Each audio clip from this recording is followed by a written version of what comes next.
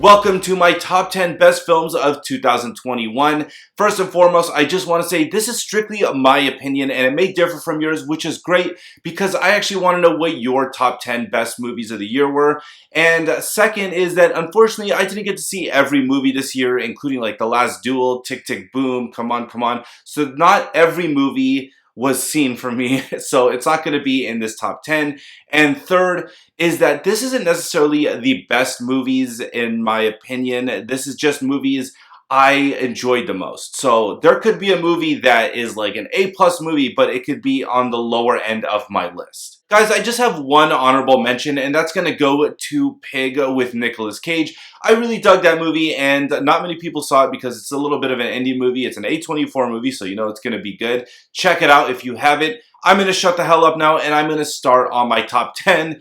And number 10 is going to go to Shang-Chi, The Legend of the Ten Rings. As I mentioned before in my actual Shang-Chi review, I wasn't really looking forward to this movie whatsoever. I thought, hey, here comes another formulaic Marvel movie, and it is formulaic a little bit, but it does have a different skin on it. The martial arts, the hand-to-hand combat are all phenomenal. Probably the best we've seen ever, or in a very long time at least. The CGI is a little bit wonky, but overall, Shang-Chi is one of the best solo MCU movies ever. Coming in at number 9 is I Care a Lot. Now, this movie wasn't really talked about that much, and I don't know why. A lot of people didn't see this movie. I thought it was really good and really interesting, and on top of that, it's really brutal and hardcore. I like that it kind of goes there at times. It's also very unpredictable. It came out earlier in the year, so if you didn't get to see I Care a Lot, definitely check it out. I believe it's on Netflix. And at number 8, don't kill me, hear me out really quick, is Cruella. I know, I was really dragging my feet going into this movie. I was dreading it more than Shang-Chi. I thought,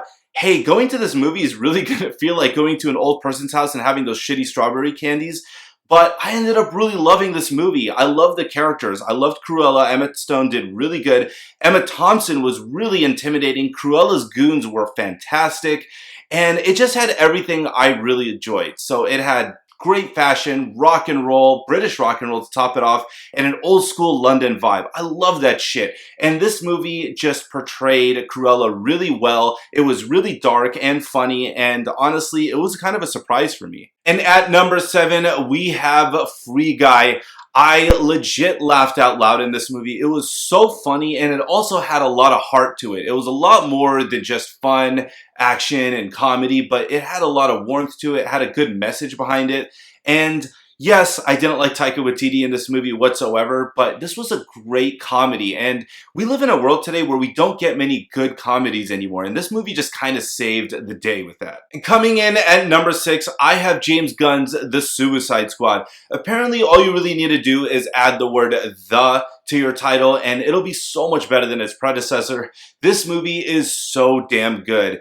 It's not only just brutal and dark and violent and funny and everything you want in a movie like this, it's also a very good looking movie to look at. There are phenomenal shots in this movie, and honestly, I feel like this is the direction that DC needs to head in, because this movie is just a good time, yet it's got that DC grittiness we all crave. And at number 5, we have Dune. When I walked out of this movie, I thought, you know, this might be the best movie of the year. And then I did some thinking and I thought, you know what, this is too much of a first installment and it feels like the beginning of something much bigger.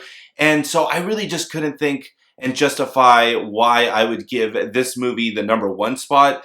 But it is phenomenal, guys. The score, the performances, the world building, the shots. I felt like I was watching a piece of art. This movie is phenomenal and I cannot wait to the next installment. And at number 4, we have Don't Look Up. This movie is freaking brilliant. I love this type of satire. It's just so funny, and it has so much to say about the times we live in. The cast is incredible. I don't have much negatives to say about this movie, and I am actually really excited to watch this movie again. And coming in at number 3, I have A Quiet Place Part 2.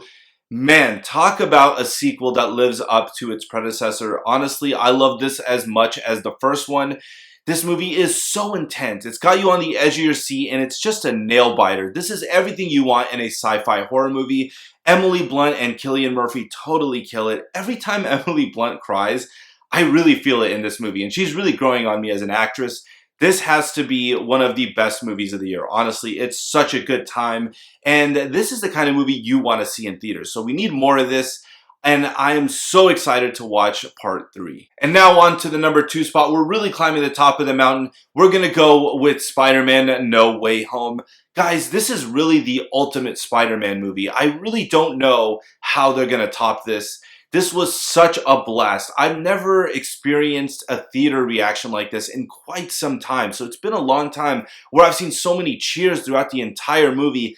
And if you haven't seen Spider-Man No Way Home, you should really do it. But skip about 20 seconds. I'm going to go into one little spoiler about my favorite scene. That moment when Andrew Garfield catches MJ. I've never heard an audience collectively awe before. I've always heard cheering and clapping, but in awe, that was really new to me, and I loved that moment. It was just perfect. This movie is so damn good. Like I said before, I really don't know how they're going to top this. My hat goes off to everybody involved. Spider-Man No Way Home is freaking incredible. Before I move on with my number 1 pick, please make sure to subscribe to my channel. It really helps me out a lot. Guys, obviously, number 1 is going to go to Halloween Kills. I really love this movie, and the more I watch it, the more I like it. The atmosphere is so well done here. It really feels like it's Halloween when you watch it. The 1978 flashback scene is phenomenal. The score is great, obviously, by John Carpenter. And yeah, the dialogue does take a step backwards, and I really also hate the Evil Dies Tonight chant. But this movie is really good. I even like the mob stuff. It really grew on me. This is what we want in a Halloween movie. Just a lot of fun, an hour and a half of just pure joy.